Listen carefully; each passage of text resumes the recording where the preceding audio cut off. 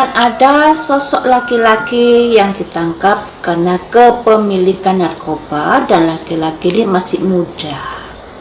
Sebenarnya saya diperlihatkan sosoknya seperti apa, wajahnya itu seperti apa.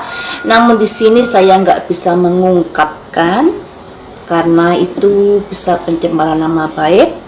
Yang bisa saya ungkap adalah masih muda, laki-laki dan rambutnya lurus, itu saja. Ya, ada penglihatan beberapa minggu yang lalu, yaitu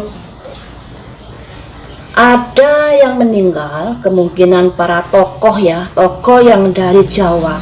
Karena waktu penglihatan saya itu seseorang yang menggotong mayat, menggotong keranda ini keluar dari sebuah semacam rumah adat Jawa.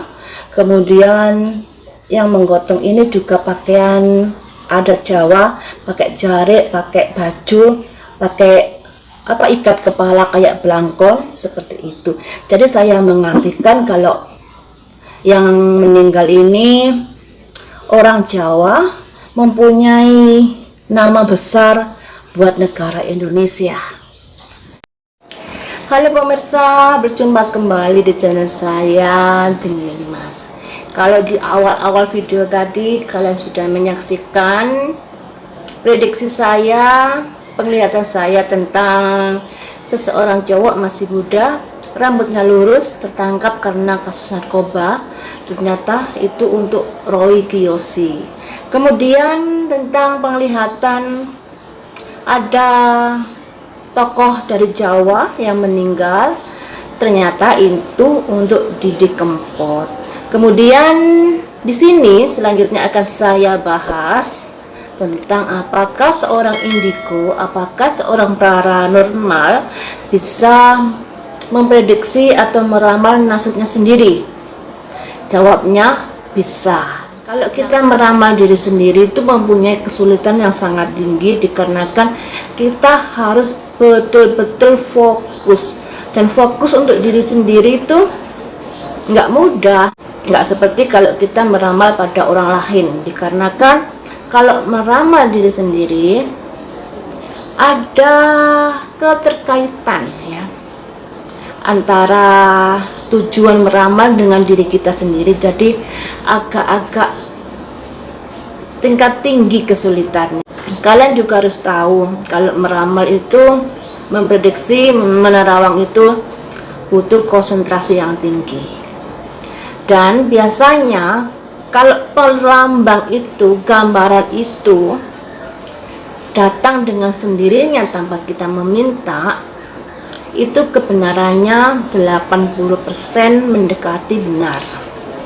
Akan tetapi kalau kita menerawang, kita niatkan dengan cara apapun ya, bisa dengan cara meditasi, dengan cara sesuai dengan ilmu kalian, akan ada sedikit keinginan atau banyak keinginan yang tercampur dalam penerawangan itu nanti, yang bisa membentuk hasil dari penerawangan. Misalnya begini, saya menerawang seseorang ya, dan saya benci pada orang itu. Kebencian itu masih melekat dalam pikiran saya waktu saya menerawang. Otomatis pikiran saya akan membentuk hasil penerawangan itu menjadi negatif. Jadi bukan hasil terawangan yang benar, akan tetapi gambaran itu adalah hasil dari bentukan pikiran.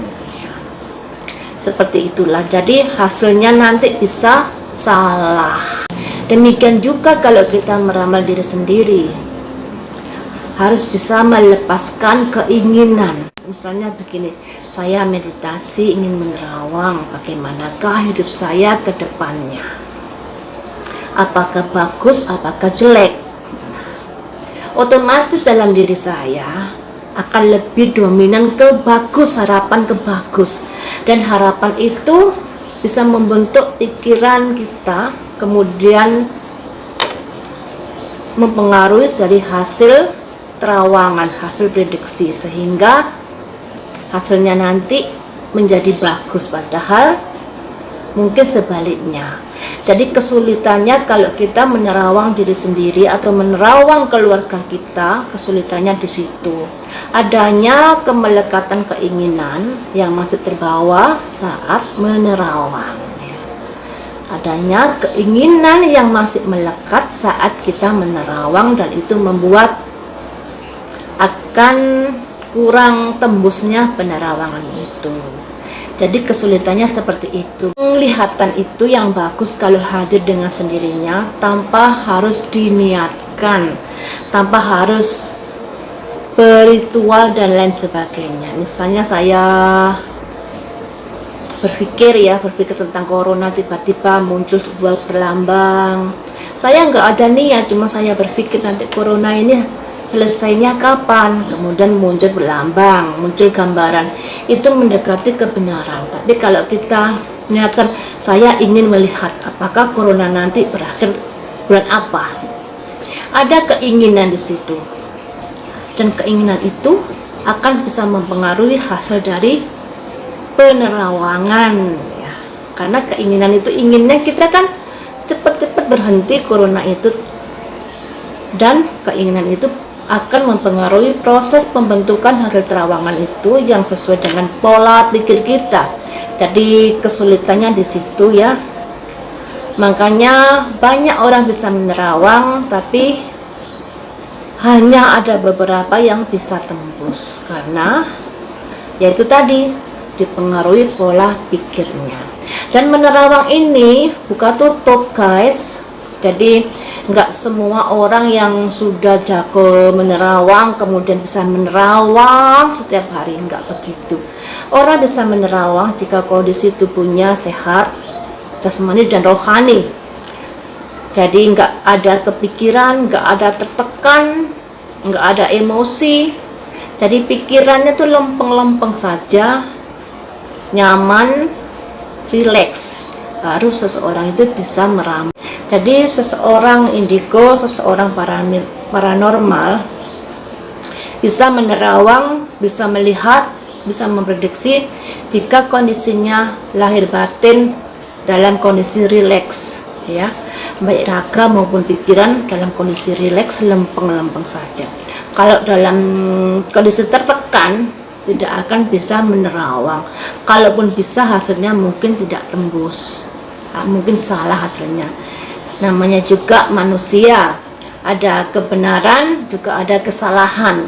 Jadi mohon dimaklumi ya. Jangan kalau dikatakan ramalan, jangan kalau dikatakan prediksi, terus kalian berpikir itu sesuatu kepastian. Bukan. Jadi itu masih memperkirakan apa yang bakal terjadi. Kemudian saya juga ada penglihatan tentang rumah Ruben Onsu. Sebelumnya saya mohon maaf loh ya, karena ini mungkin agak sedikit lancang, tapi nggak apa-apa, saya utarakan saja. Semoga bisa menjadi perbaikan ya, perbaikan. Kalau energinya, energi dari rumah sekarang dengan apartemen, saya mengatakan energinya bagus apartemen, karena energi apartemen lebih dominan energi yangnya. Kalau rumah yang baru ini energi yin-nya lebih dominan. Energi yin itu akan suka didatangi bangsa-bangsa lembut ya, bangsa gaib, suka sekali berdiam di tempat energi yin. Jadi untuk menetralisir ini semogalah bisa berbenah, misalnya dengan memproteksi atau bagaimana, mengingat rumahnya juga sangat luas, banyak ruang yang kosong otomatis seperti itu, sehingga dominan energi yin-nya. Jadi gimana caranya agar energi yin dan yang ini bisa sebanding, atau lebih bagus kalau energi yang-nya lebih dominan. Dengan begitu energi dari makhluk-makhluk halus tidak menyukai tempat yang demikian. Akan tetapi kalau energi yin-nya dominan seperti rumahnya saat ini, itu akan membuat daya tarik makhluk-makhluk untuk kerasan tinggal di situ. tentunya kurang bagus juga untuk keluarganya. Jadi pendapat saya seperti itu untuk rumah Robert Onsu yang saat ini. Sedangkan untuk Didi Kempot sudah ada penggantinya. Saya ada penglihatan seseorang yang muda, rambutnya cepak, nggak gondrong, maksudnya kulitnya putih bersih. Kalau badannya juga pakaian Jawa seperti pakaian Didi Kempot, namun dia punya kelebihan dengan pandai dance ya, jadi bisa bernyanyi dengan menari-menari seperti itu. Jadi saya untuk pengganti Didi Kempot. Sekian saja ulasan kali ini, semoga bermanfaat dan saya selalu meminta pendapat kalian, meminta masukan kalian untuk membahas apa yang menarik yang berhubungan dengan spiritual dan supranatural tentunya. Dan waktu kita sambung lagi dengan berita-berita yang lainnya dan ulasan-ulasan yang lainnya.